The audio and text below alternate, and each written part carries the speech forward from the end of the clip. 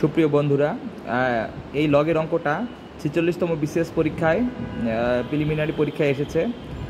এখন আমরা এই গণিতটা সমাধান করব। এই সমাধানের ক্ষেত্রে এটা খুবই সহজ একটি অঙ্ক, কিন্তু যারা এটার পদ্ধতি জানে না তাদের কাছে এটা বেশ জটিল মনে হবে। প্রথমে আমরা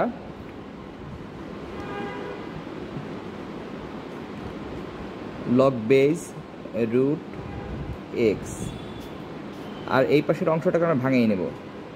3 3 9 আর 1 10/3 লিখলাম।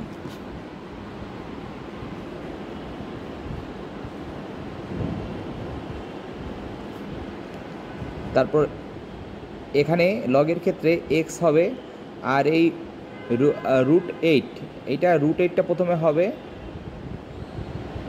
আর ব্র্যাকেট দিয়ে আমরা এই 10/10টা পাওয়ারে চলে যাবে।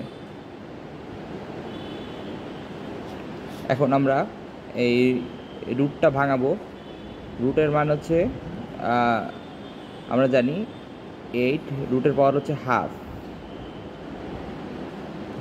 আর উপরে হচ্ছে 10/3।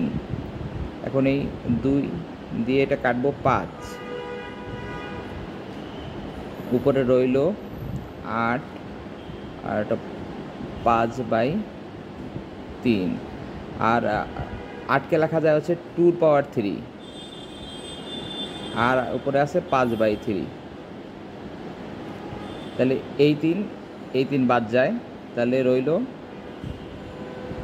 2 পাওয়ার 5, মানে এটার উত্তর হবে 32। ধন্যবাদ সকলকে।